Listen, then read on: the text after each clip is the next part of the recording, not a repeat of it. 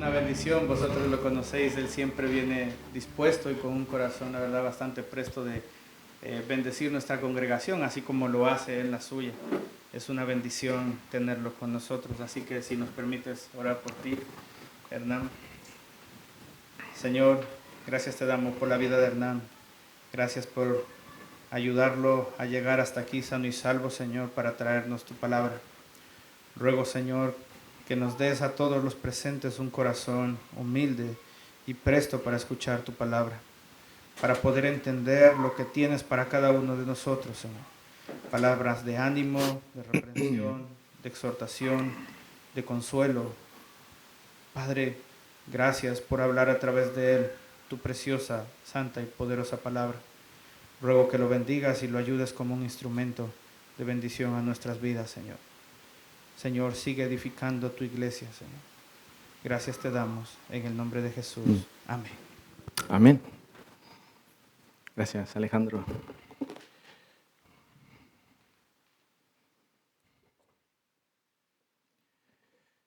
Pues hermanos, buenos días.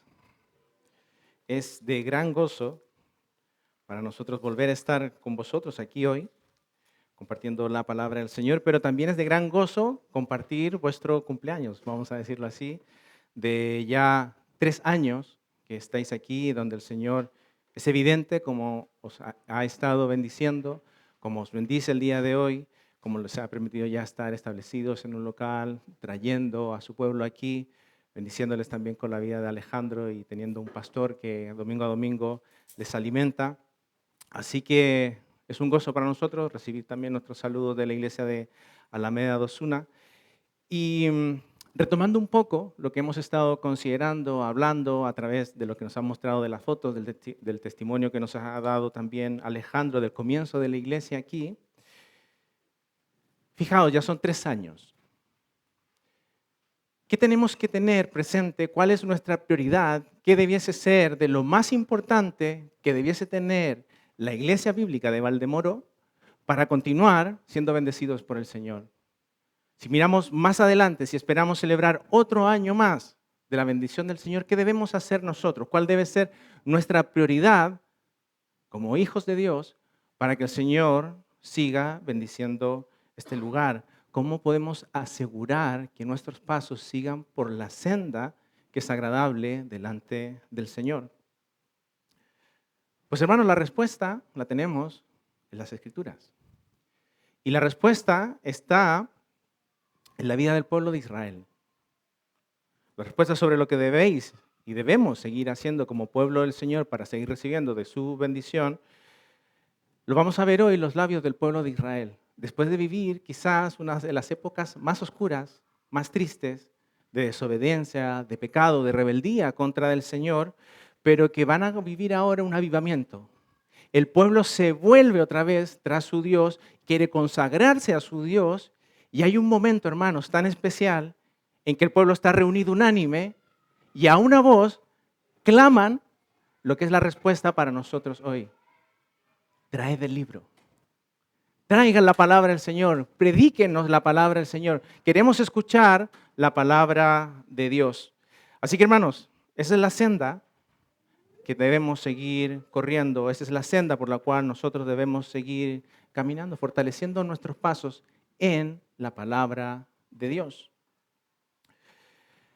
La iglesia puede hacer muchas cosas, hermanos. Muchas actividades, muchos grupos de cosas, pero hay una cosa que es esencial. Una cosa es la más importante: estar exponiéndose fielmente ante la palabra del Señor, tener hambre por la palabra del Señor, amor por la palabra del Señor, pasión, anhelo, deseo, pero también, hermanos, reverencia, obediencia a la palabra del Señor. Así que, hermanos, esa es la senda por la cual quiero que tengáis presente, que es la forma en la cual el Señor nos va a bendecir y lo que vamos a estar considerando y profundizando un poco más. Así que os invito al pasaje que vamos a estar viendo hoy, en donde están estas palabras del pueblo de Israel que decían: traed el libro, que es en Nehemías, en el Antiguo Testamento, el libro de Nehemías, capítulo 8. Vamos a leer del versículo 1 al 12, pero en algunas Biblias ya lo tenéis incluso dividido. Vamos a leer desde la segunda parte del versículo 73 del capítulo 7.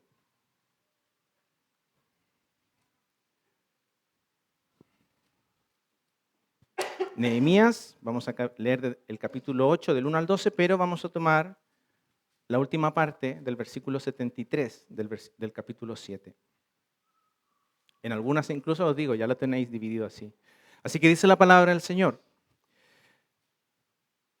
Venido el mes séptimo, los hijos de Israel estaban en sus ciudades, y se juntó todo el pueblo como un solo hombre en la plaza que está delante de la puerta de las aguas. Y dijeron a Esdras, el escriba, que trajese el libro de la ley de Moisés, la cual Jehová había dado a Israel. Y el sacerdote Esdras trajo la ley delante de la congregación, así de hombres como de mujeres y de todos los que podían entender, el primer día del mes séptimo. Y leyó en el libro delante de la plaza que está delante de la puerta de las aguas, desde el alba hasta el mediodía, en presencia de hombres y mujeres y de todos los que podían entender. Y los oídos de todo el pueblo estaban atentos al libro de la ley. Y el escriba Esdras estaba sobre un púlpito de madera que habían hecho para ello. Y junto a él estaban Matatías, Sema, Anías, Urías, Hilcías, Maasías a su mano derecha. Y a su mano izquierda, Pedaías, Misael, Malquías, Asum, Asbadana, Zacarías y Mesulmán. Abrió pues Esdras el libro a los ojos de todo el pueblo, porque estaba más alto que todo el pueblo. Y cuando lo abrió, todo el pueblo estuvo atento. Bendijo entonces Esdras a Jehová, Dios grande. Y todo el pueblo respondió, amén, amén, alzando sus manos, y se humillaron y adoraron a Jehová, inclinados a tierra. Y los levitas, Jesúa, Bani, Serebías, Jamín, Acub, Sabetai, Odías, Maasías, Kelita, Azarías, Josabed, Anán y Pelaía, hacían entender al pueblo la ley, y el pueblo estaba atento en su lugar. Y leían en el libro de la ley de Dios claramente y ponían el sentido de modo que entendiesen la lectura. Y Nehemías el gobernador y el sacerdote Esdras, escriba, y los levitas que hacían entender al pueblo, dijeron a todo el pueblo, día santo es a Jehová nuestro Dios. No os entristezcáis ni lloréis, porque todo el pueblo lloraba oyendo las palabras de la ley. Luego les dijo, id, comed grosuras y bebed vino dulce y enviad porciones a los que no tienen nada preparado, porque día santo es a nuestro Señor. No os entristezcáis, porque el gozo de Jehová es vuestra fuerza. Los levitas, pues, hacían callar a todo el pueblo diciendo, callad, porque es día santo y no os entristezcáis. Y todo el pueblo se fue a comer y a beber y a obsequiar porciones y a gozar de grande alegría porque había entendido las palabras que le habían enseñado. Amén. Esta es la porción que vamos a estar considerando y esta es la porción en donde vemos justamente al pueblo pidiendo, traed la palabra del Señor, traer el libro de la ley. Y eso es el primer apartado que vamos a considerar.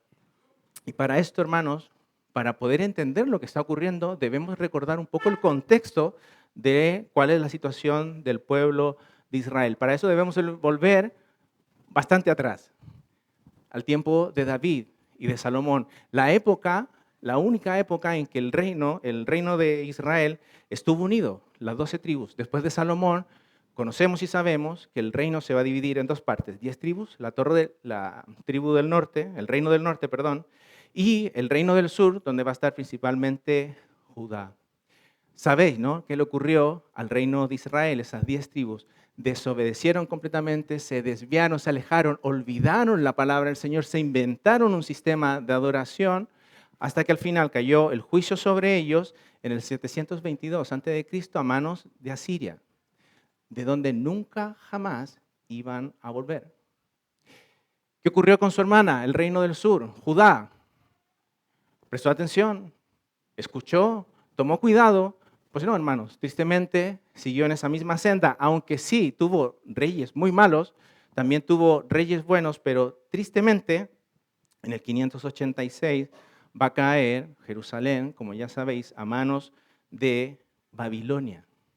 Así que lo que escuchamos de Judá es una ciudad destruida, muros destruidos, un templo donde moraba la presencia del Señor destruida y el pueblo esparcido por distintas naciones, a consecuencia del pecado, a consecuencia de alejarse de Dios, a consecuencia de endurecer su corazón ante la palabra del Señor, ante esas advertencias que el mismo Señor le daba por sus profetas.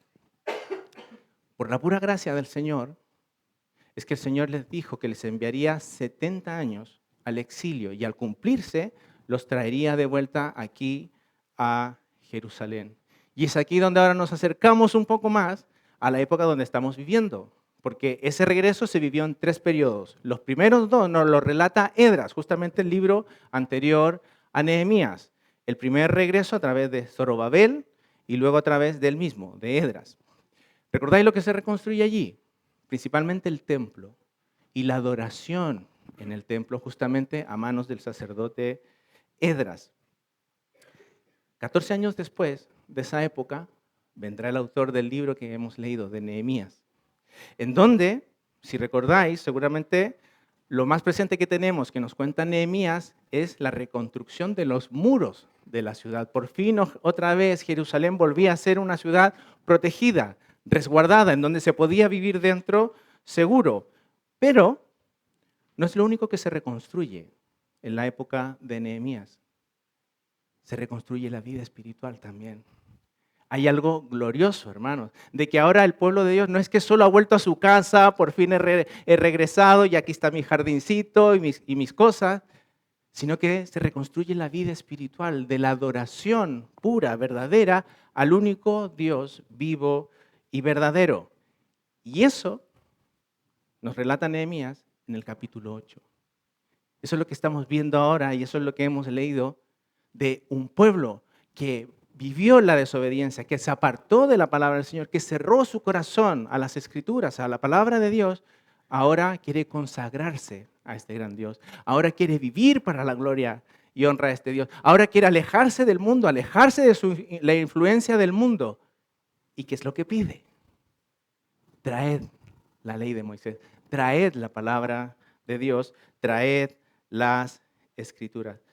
Así que, hermanos, por esta senda que debemos caminar, esta senda que nos va a permanecer fieles al Señor, está ligada, hermanos, a la palabra del Señor. No podemos esperar ser bendecidos por el Señor otro año más, 5 años más o 10 años más, si no está la palabra del Señor en nuestras vidas. Y así, ya volviendo al pasaje en el versículo 1, fijaos, hermanos, porque es algo que también se ha mencionado mucho hoy, en esta mañana. Dice que se juntó todo el pueblo como un solo hombre. Probablemente estamos hablando de unas 50,000 personas, pero que están en el mismo espíritu. Todos tienen allí un mismo deseo. Seguramente había muchas cosas que pensar, muchas cosas que planear. 50,000 personas allí. ¿Dónde dormir? ¿Dónde comer? ¿Qué es lo que hacer? ¿A quién ir a visitar? Pero hay algo que los une. Hay algo especial, hay un deseo, hay un anhelo tras ello, que es Él, que todo el pueblo está teniendo. Queremos volver a las sendas antiguas. Queremos volver a aquellas sendas que alaban a nuestro gran Dios. Queremos ser librados del engaño que llevó a nuestros padres al exilio, a ser deportados. El pueblo del Señor, bajo su castigo, bajo su disciplina, apartados, queremos alejarnos de eso. Queremos consagrarnos a nuestro gran Dios. Fijaos dónde nace la unidad, hermanos, del pueblo del Señor. En torno a la palabra del Señor. En torno de querer vivir para la gloria y honra del Señor. Así que avanzando un poco más, en el mismo versículo 1, van a llamar a alguien muy especial para que les enseñe y le predique la palabra de Dios. Van a llamar a Esdras. Versículo 1, y dijeron a Esdras, el escriba, que trajese el libro de Moisés. Esdras es el maestro, el predicador fiel que van a designar para que traiga justamente la palabra del Señor ante el pueblo. En el versículo 4 se nos dice que él era un escriba.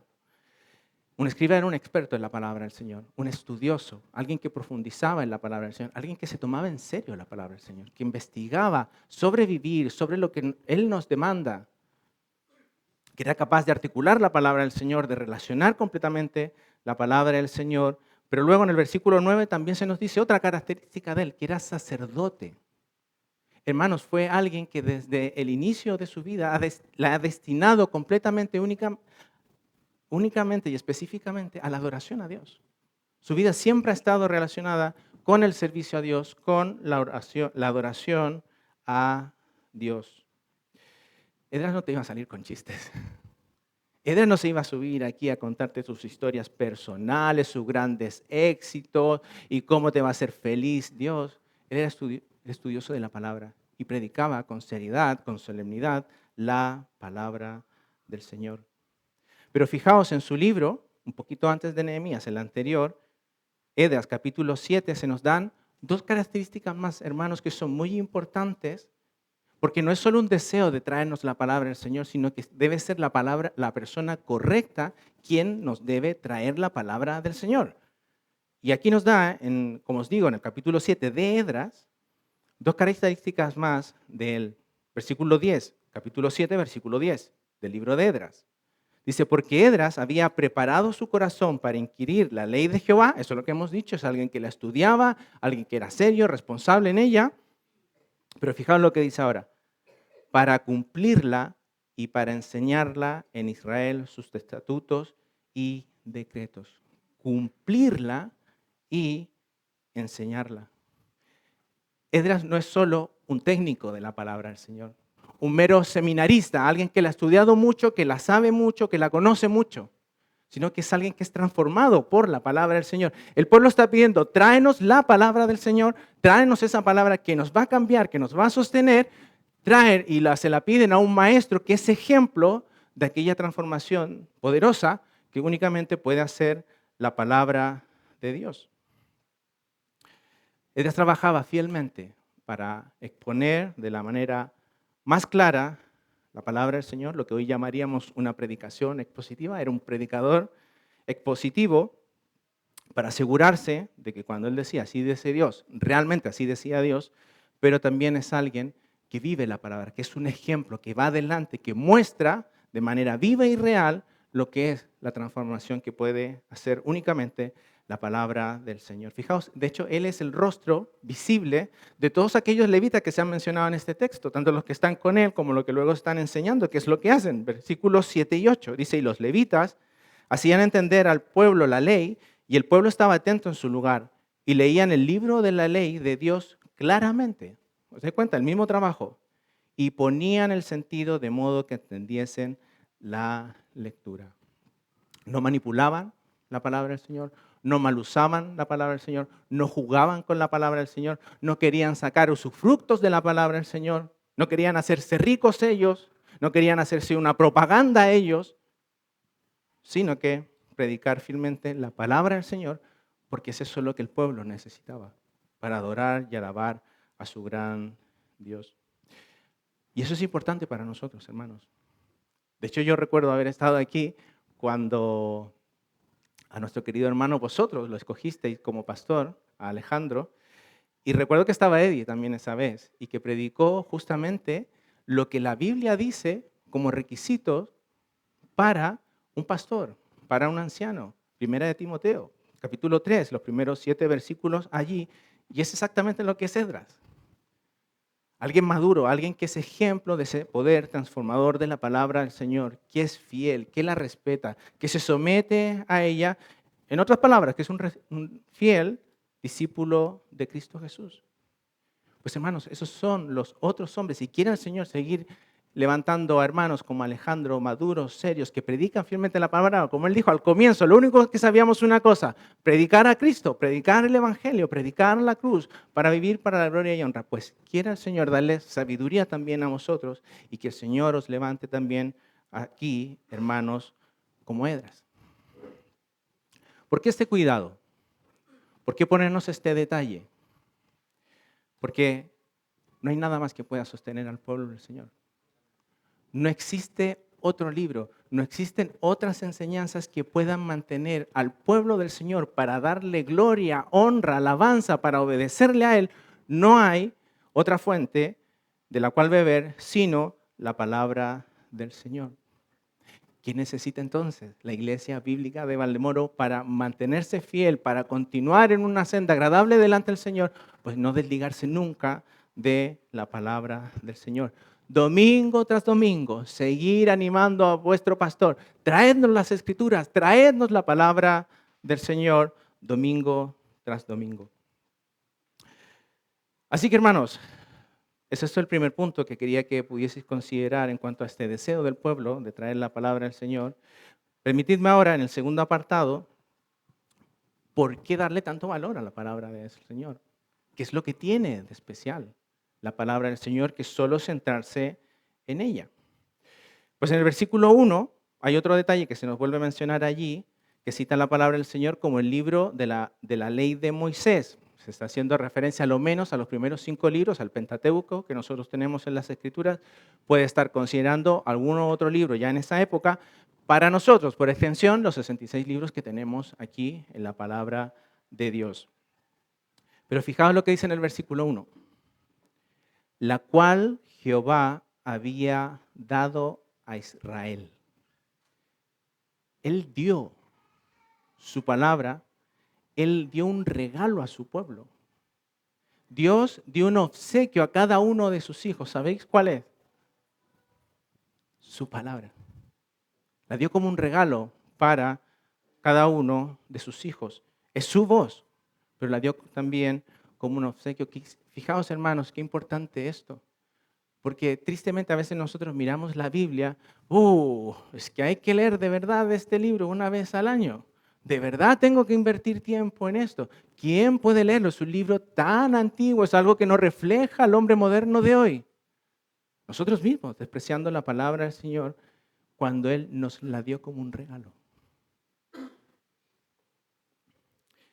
Es una bendición, hermanos, que nosotros podamos tener hoy la palabra de Dios en nuestro hogar y en nuestra vida también. Pero permitirme dar unas características que se muestran aquí de ella, de las Escrituras. En primer lugar, que no debemos olvidar que es un regalo inspirado. Es la palabra de Dios, la misma voz de Dios. Las Escrituras son su voz. Es su palabra, es su revelación que Él quiso dejarnos. Esto es importante. Yo sé que lo habéis escuchado muchísimas veces, pero siempre está bien recordarlo. La Biblia, hermano, no se formó porque un par de personas comenzaron a decir qué bueno sería tener las Escrituras, qué bueno sería tener un libro que nos hablase de Dios. Vamos a pensar cómo es ese Dios, cómo nos gustaría que fuese grande, poderoso, que nos amase, que hiciese bien a los hombres. Hermanos, la Biblia no comienza así. La iniciativa, ¿sabéis de quién fue? De Dios. Él quiso hablar a los hombres, Él quiso revelarse a los hombres. Fue su iniciativa. Y es lo que dice en 2 Timoteo, capítulo 3, versículo 16. Toda la Escritura es inspirada, exhalada de la misma boca de Dios. Él es la fuente. De Él vino la revelación para nosotros, para su pueblo. Pero también lo hizo a través de hombres. Este libro no cayó del cielo completo a los 66 libros, sino que a lo largo de un periodo de 1500 años usó a más de 40 autores para registrar su palabra sin error, sin contaminación, sino de manera perfecta y completa. ¿Cómo hizo eso? Porque también inspiró la palabra y ese fue el trabajo del Espíritu Santo. Si estáis allí con vuestra Biblia, 2 de Pedro, capítulo 1, voy a leer versículos 20 y 21. 2 de Pedro, capítulo 1, que es donde se nos vuelve a citar esta palabra. Inspiración, inspirados, pero es otra palabra. Segunda de Pedro, capítulo 1, versículo 20, dice, entendiendo primero esto, que ninguna profecía de la Escritura es de interpretación privada. Muchas personas han interpretado mal este pasaje diciendo que no podemos leer la Biblia porque dice que no es de interpretación privada, pero no es lo que está diciendo. El Señor nos manda a estudiar, a meditar en la palabra del Señor. ¿Qué está diciendo? Porque nunca la profecía fue traída por voluntad humana. Es exactamente lo que os he dicho. No partió de un grupo de personas que vamos a ver cómo es Dios, cómo nos gustaría. No tuvo eso. Fue Dios. Sigo leyendo. Sino que los santos hombres de Dios, estos autores,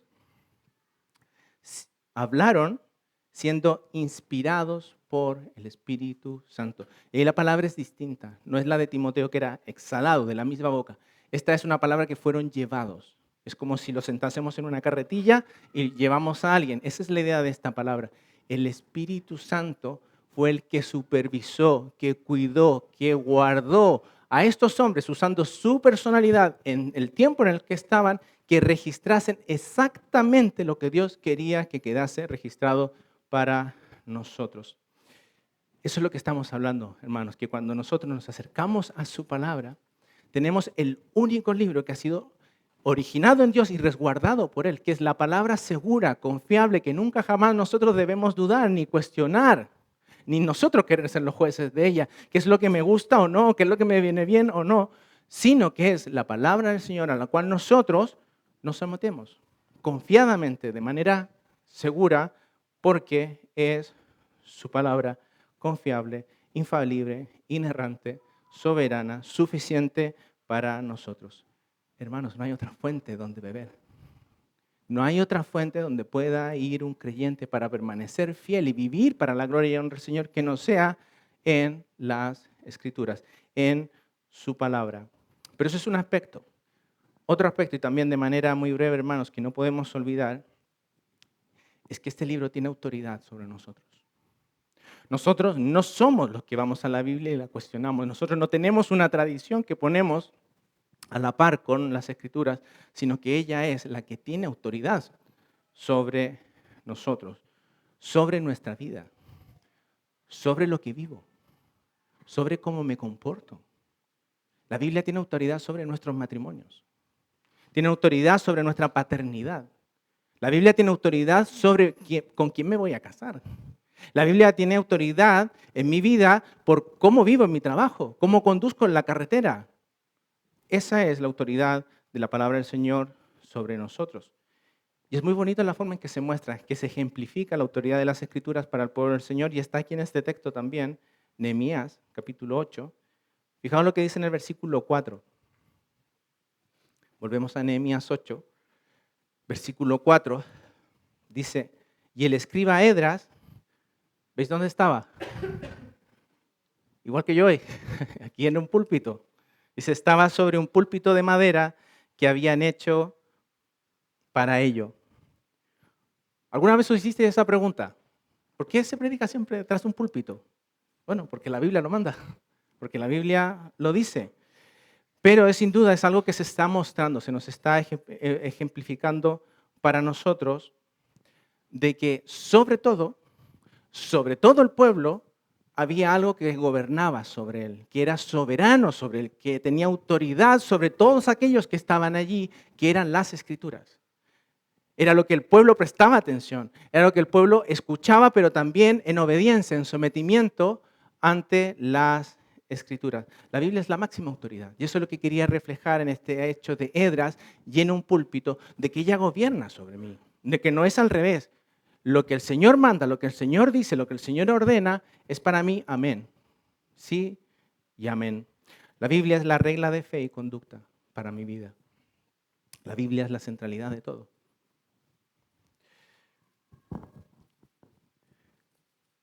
En el versículo 6 se muestra cómo recibe el pueblo de Dios las Escrituras.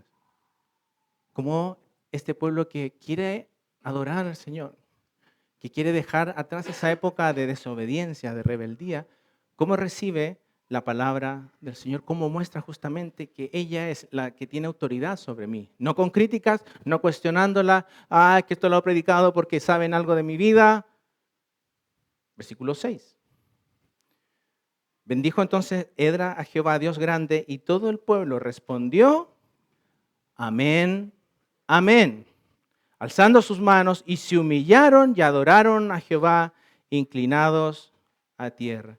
Cuando, hermanos, la Biblia está en el centro del pueblo de Dios, ¿quién es el exaltado?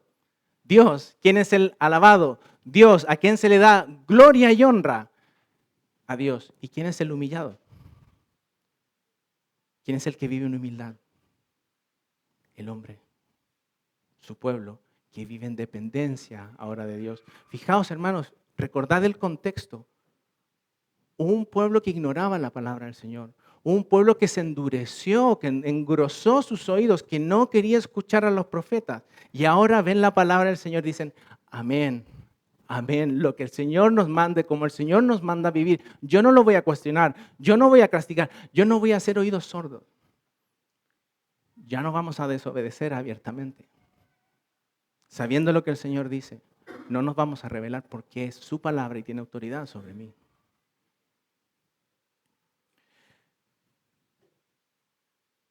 Así que, hermanos, ¿cómo debemos vivir para no desviarnos? ¿Qué debe hacer Iglesia Bíblica de Valdemoro para no desviarse? Pedirle a sus pastores, tráenos la palabra, someternos a esa misma palabra que estamos pidiendo, que se nos enseñe cada domingo, domingo tras domingo, en todas las áreas de nuestra vida. Entonces, hermanos, así llegamos al último punto que quiero que consideremos, porque hay una necesidad del pueblo del Señor. Estamos absolutamente necesitados si queremos permanecer en ella. Ella es totalmente suficiente, tiene autoridad sobre nosotros, pero es poderosa para actuar. Realmente nos puede sostener.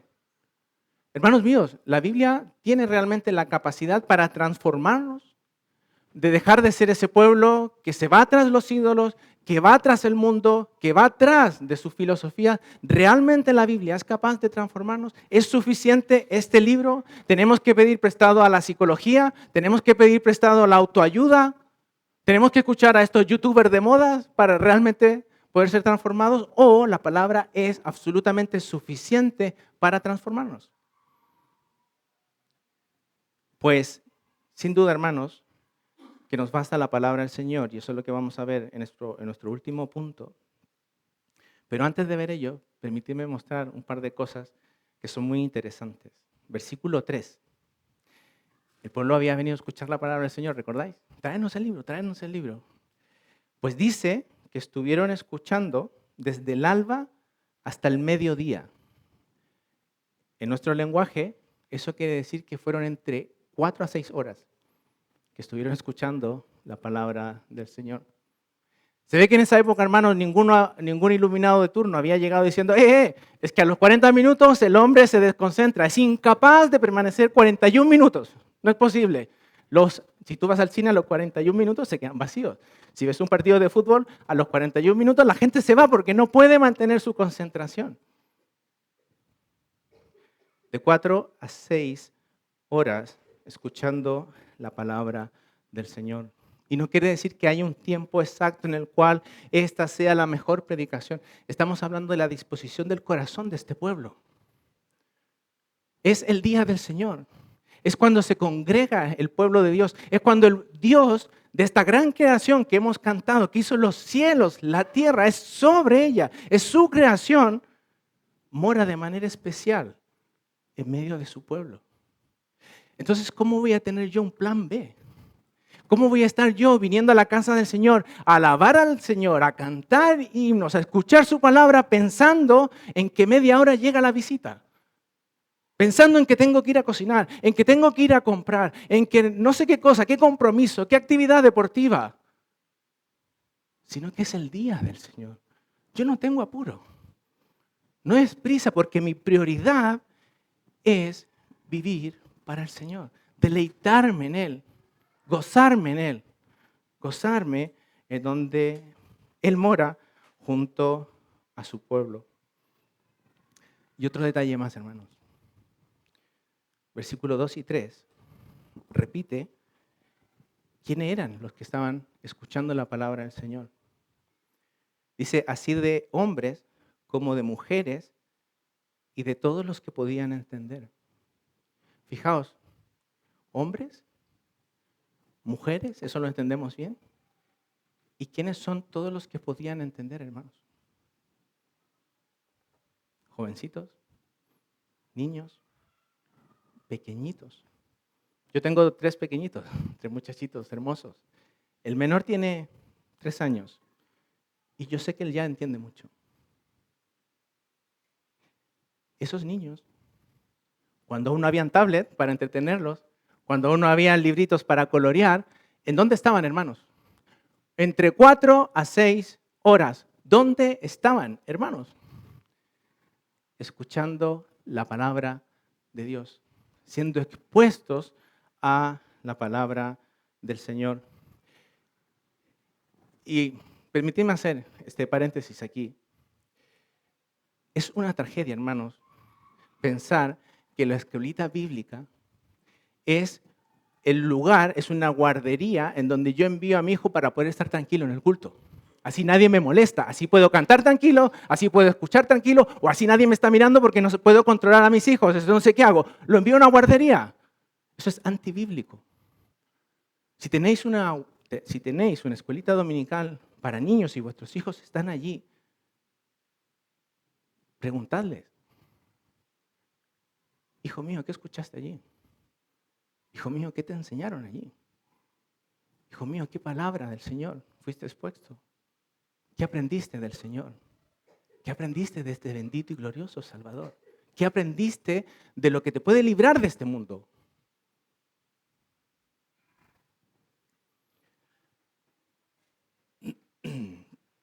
¿Sabéis por qué?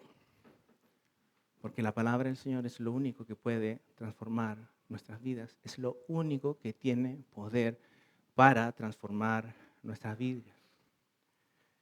Versículo 9, que es lo que se ilustra Nehemías capítulo 8, versículo 9. Cuando le han leído la palabra del Señor, cuando lo han expuesto a la palabra del Señor, ¿qué hace el pueblo? Versículo 9, porque todo el pueblo lloraba oyendo la palabra de la ley. Y hermanos míos, esto para un cristiano casi que no tendría que explicarse. Todo creyente debería saber cómo no emocionarme, cómo no ser compungido, cómo no tener emoción cuando leo la palabra del Señor.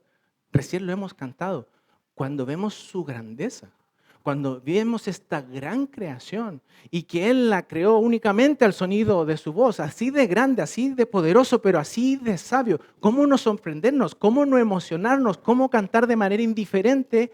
¡Cuán grande es Dios! ¿Cómo no sorprendernos? Pero no, ¿cómo tampoco no ser maravillados por este gran Dios? Que no teniendo ningún compromiso por nosotros y siendo un ejemplo de esta época también con el pueblo, muestra tan gran paciencia para con nosotros. Su fidelidad aquí, hermanos, expuesta.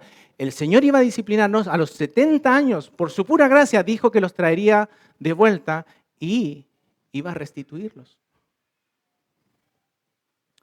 Pero fijaos también, hermanos, cómo no lamentarnos, cómo no llorar cuando vemos nuestra incapacidad, cuando vemos nuestra impotencia, de que nunca jamás nosotros, por nosotros mismos, podemos darle la adoración, la alabanza que Él se merece.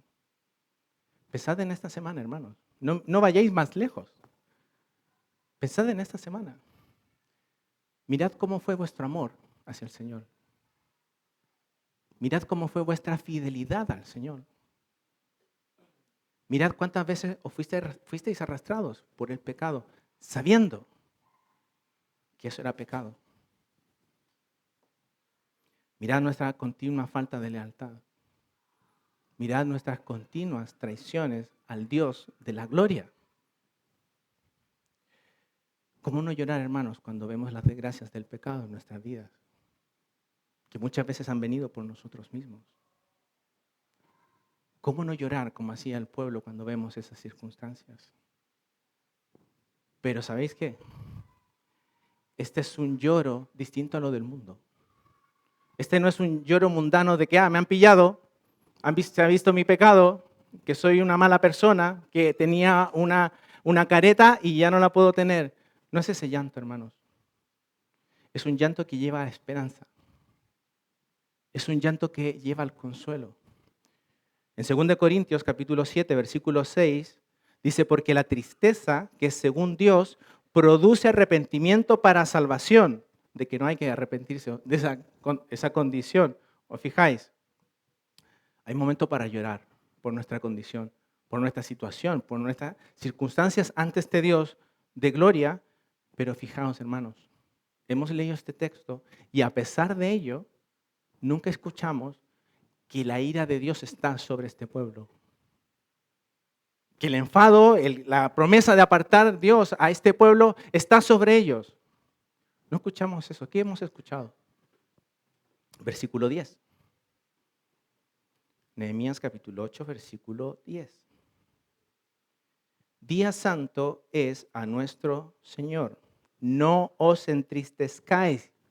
Y ahora da la explicación. ¿Por qué no entristeceros? A pesar de lo que confesamos, a pesar de nuestras faltas, a pesar de nuestra ingratitud. Porque el gozo de Jehová es vuestra fuerza. Callad, no lloréis más. Esto no es un llanto a lo desesperado como lo haría cualquier otra persona en el mundo. El Señor muestra gozo sobre ustedes. El favor de Dios, la comunión de Dios, el amor de Dios está sobre ustedes. Gozaos, pueblo, gozaos, iglesia, porque su amor está sobre nosotros, su fidelidad está sobre nosotros, su paciencia muestra día tras día sobre nosotros. Y esto, hermanos, nos debe hacer pensar en alguien en específico. Juan capítulo 16, versículo 20. ¿Por qué podemos gozarnos si no somos lo que debiésemos ser? Porque Dios va a mostrar un favor sobre un pecador. Juan capítulo 16, versículo 20. ¿Recordáis estos pasajes? El Señor está hablando, está animando a sus discípulos. Está hablando de su partida, consolando su corazón. Fijaos lo que dice en Juan capítulo 16, versículo 20. Dice, de cierto os digo, que vosotros lloraréis y lamentaréis, y el mundo se alegrará. Pero aunque vosotros estéis tristes, vuestra tristeza se convertirá en gozo. Y salta al versículo 22. También vosotros ahora tenéis tristeza, pero os volveré a ver y se gozará vuestro corazón y nadie os quitará vuestro gozo. ¿Por qué podemos decir con seguridad, con confianza, de que el gozo de Jehová es nuestra fortaleza? Por nuestro bendito y glorioso Salvador, nuestro Señor Jesucristo. Por su obra que Él hizo allí en la cruz y que nosotros ahora, incluso viendo lo que somos, Romanos 8.1 dice que ninguna condenación hay. Ninguna. Ningún reproche de Dios hacia nosotros, los que estamos en Cristo Jesús. Ese es el gozo de Jehová sobre nosotros. Ese es el gozo de Jehová que es nuestra fortaleza. Ser su pueblo, ser sus amados, ser su iglesia y que su fidelidad, su amor se muestra para con nosotros día tras día. ¿Cómo camina el pueblo del Señor? ¿Cómo debe mantenerse? ¿Cuál es la senda por la cual debe caminar? Pues con un anhelo, un amor, una pasión, una necesidad, una dependencia a la palabra del Señor, pero también siendo confrontados por esta bendita y gloriosa palabra del Señor, inspirada, todo suficiente, pero siendo confrontado por ella, pero también edificado y consolado por ella. ¿Habéis dado cuenta de ese ejercicio? La palabra del Señor es esa espada de doble filo que traspasa hasta lo más profundo de nuestro ser, donde la medicina no puede llegar, donde la psicología no puede llegar, donde la autoayuda no puede llegar, donde los mejores consejos del hombre no pueden llegar. Solo la palabra del Señor llega hasta allí y muestra nuestra impotencia, muestra nuestra incapacidad, muestra nuestro pecado, muestra que no estamos a la altura de aquel gran Dios glorioso, 3 veces santo, pero nos consuela en la gracia de este Dios bendito y glorioso que nos dio salvación en Cristo Jesús. Allí también nuestro consuelo, nuestra edificación y nuestra motivación para continuar ahora por estas sendas de justicia, de no queremos desviarnos, por este gran Dios, por su gran salvación, por su gran amor, porque el gozo de Jehová está sobre nosotros. No queremos desviarnos, no queremos escuchar al mundo, no queremos sus ideologías. Pastor, traedme la palabra del Señor, traedme la Biblia, predicadnos la Biblia para obedecerla y vivirla.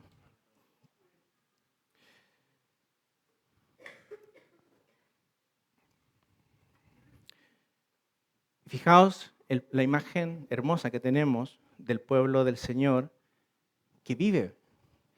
Hermanos míos, no olvidéis el contexto. Este pueblo era el que había sido arrastrado hacia las demás naciones de esos falsos dioses, porque supuestamente ahí iban a encontrar alegría.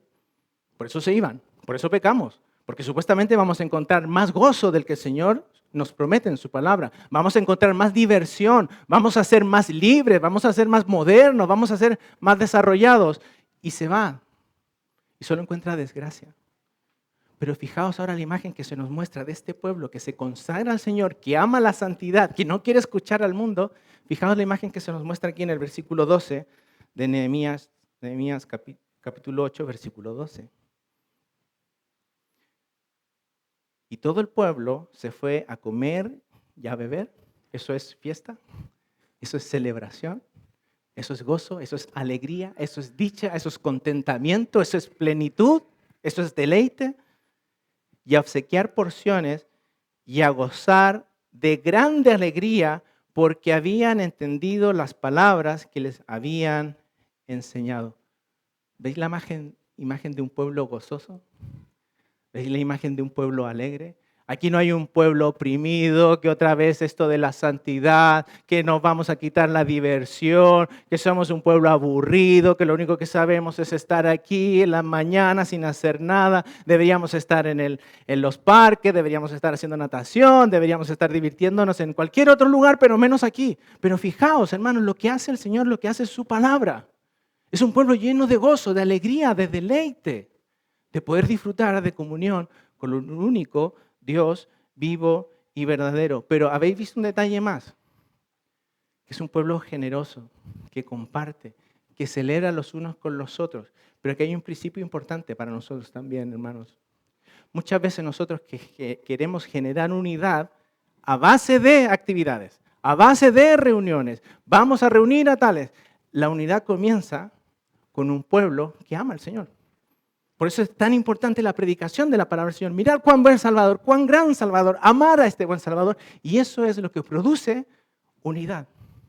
Eso es lo que quiere que el pueblo del Señor se reúne, que cuando se reúna no nos reunamos para otras cosas. Queremos reunirnos para vivir para su gloria, para su honra.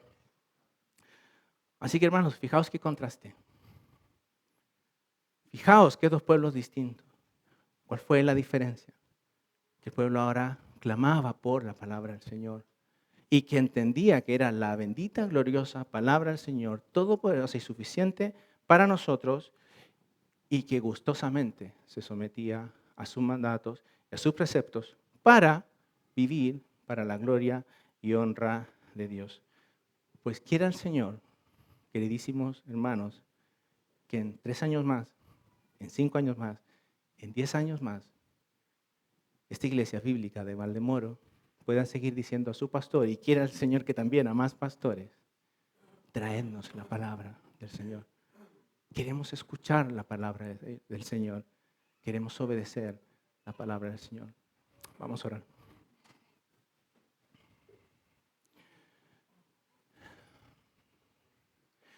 Amado Dios, te queremos agradecer por este tiempo en que hemos podido considerar este pasaje tan hermoso, Señor, porque en principio nos habla de tu gracia, de tu misericordia para hombres pecadores, desobedientes, que nada merecían sino la condenación, al igual que nosotros hoy. Aquel Israel no es muy diferente, Señor, a lo que nosotros somos y de cómo vivimos. Y si hay un pueblo que te adora, que te alaba, que te exalta, es únicamente por tu gracia que mostraste en Cristo Jesús, en aquel bendito y glorioso Salvador, en aquel triunfo completo, suficiente para darnos perdón de pecados y vida nueva. Es en Él el cual ahora nosotros somos sostenidos. Es por su Espíritu que vive ahora en nosotros, que nos ha dado novedad de vida, por el cual ahora nosotros nos acercamos delante de ti. Pero no lo hacemos, Señor, como vivíamos antes. Antes amábamos y seguíamos el pecado. Ahora, Señor, te amamos y queremos seguirte a ti día tras día. Señor, ahora lo que nos avergüenza, ahora, Señor, lo que nos entristece, ahora, Señor, lo que nos duele es ver, Señor, nuestros pies pisando aquellas sendas, Señor, de rebeldía, de aquello de lo cual tú nos libraste. Pero gracias a ti, Señor, que también nos has mostrado misericordia en que nos recibes y sigues mostrando ese favor, y que el gozo de Jehová es nuestra fortaleza, porque si nos acercamos delante de ti, si confesamos nuestro pecado, Señor, tú eres fiel y justo para perdonarnos a los que estamos en Cristo Jesús. Señor, cuán gran gozo podemos escuchar de nuestro corazón, de lo más profundo de nuestro ser hacia ti. Nosotros que sabemos cómo vivimos, nosotros que sabemos lo que pensamos, Señor. Aquellas cosas que ni siquiera contamos a nuestros más cercanos y que tú las conoces y que con todo, Señor, tú no nos desechas, sino que nos recibes y nos restauras. Tú obras también en nuestras vidas, no para que sigamos viviendo como nos da la gana, sino que para que amemos tu santidad, tu justicia y que caminemos por estas sendas, Señor, que son para gloria y alabanza tuya. Señor, permite que eso sea nuestro motor. Señor, permite que en cada cosa que permea en esta iglesia, en distintas actividades, Señor, el deseo, la prioridad, lo más importante, sea contar estas buenas noticias de hasta aquel bendito y glorioso Salvador que da perdón a pecadores y que da una vida nueva. Ayúdanos, Señor. Ayúdanos a ser no solo oidores de tus palabras, sino también hacedores. Señor, ayúdanos, danos la valentía, el denuedo, la convicción para ponernos en pie de guerra con nuestro pecado. Señor, no permitas que el pecado haga merma en nuestra vida a tal punto, Señor, de arrastrarnos lejos de ti. Sacarnos del redil, Señor, que nos lleva a ser seducidos por el mundo. Señor, qué gran tragedia. Sabemos y estamos seguros que un hijo tuyo nunca jamás se perderá. Mas, Señor, te pedimos también que nos guardes de caídas. Que nos guardes, Señor, de alejarnos y distanciarnos de ti siendo presas del pecado. Ayúdanos en ello, Señor. Permite seguir siendo cada día más y más como Cristo Jesús. Danos, Señor, este deseo por tu palabra. Señor, que hoy en la tarde podamos preferir entre tantas actividades, poder pasar un tiempo con nuestra familia, leyendo tu palabra, orando en tu palabra, cantando himnos. Permite, Señor, que podamos encontrar ese deleite. Permite, Señor, que entre semana, con nuestras ocupaciones legítimas que debemos hacer, no olvidemos, Señor, quién es quien nos guía, quién es aquel que nos dice cómo vivir, cómo comportarnos, cómo pensar, quién es aquel que conforma nuestra cosmovisión. Permítenos atesorar tu palabra. Permítenos ver todo el bien que trae sobre nuestras vidas. Señor, danos la valentía para rechazar las ofertas del mundo. Danos la sabiduría y el discernimiento para cuando esas ofertas son engañosas y prometen diversión, prometen alegría, prometen placer. Señor, bendice a cada uno de mis hermanos aquí. Pero también te pido, Señor, por aquellos que son ajenos a tu reino. Señor, te pido por aquellos que viven en este mundo no amándote a ti, sino amando el pecado. Amando a aquello, Señor, que es desagradable delante de ti. Amando aquello que les lleva no solo a su desgracia máxima en esta vida, sino que les lleva a la condenación eterna. Por su rebeldía, por su dureza, por su enemistad hacia ti. Lo justo, lo que merecen, Señor, todo hombre, es justamente la condenación eterna, el infierno, bajo tu justa y santa ira. Mas, Señor, permite que lo que hoy han podido escuchar de ese gozo de Jehová, ese amor de Jehová, esa fidelidad de Jehová, esa paciencia de Jehová que ha mostrado su pueblo, sigue estando disponible en Cristo Jesús. Señor, yo te pido que aquellos que hoy están ciegos puedan ver. Te pido, Señor, que aquellos que están sumidos en tiniebla, tu Espíritu, Señor, resplandezca en sus vidas y que puedan ver su desgracia, puedan ver su bancarrota y puedan ir al único que tiene los recursos necesarios, suficientes, para darnos perdón de pecados y vida eterna. Clamamos, Señor, esto para que tu nombre sea exaltado. Clamamos, Señor, y pedimos por estas cosas para que nuestras vidas den la gloria y honra que solo tú mereces. Y te pedimos todas estas cosas, Señor, en el nombre de nuestro bendito y glorioso Salvador, nuestro Señor Jesucristo. Amén.